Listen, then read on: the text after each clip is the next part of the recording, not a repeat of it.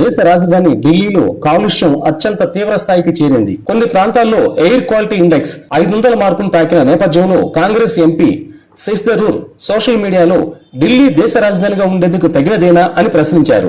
ఆయన ఎక్స్ లో చేసిన పోస్ట్ ఇప్పుడు సోషల్ మీడియాలో అతిపెద్ద చర్చకు దారితీసింది.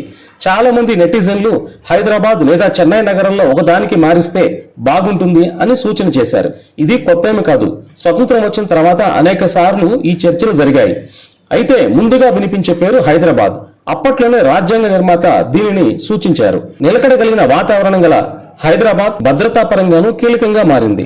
అయితే స్థానిక రాజకీయ పార్టీలు మాత్రం దీన్ని తీవ్రంగా వ్యతిరేకిస్తున్నాయి. ఇక శశి థరూర్ తన పోస్ట్ లో నవంబర్ నుంచి జనవరి మధ్య ఢిల్లీ అస్సలు నివాస యోగ్యం కాదంటూ ట్వీట్ చేశారు.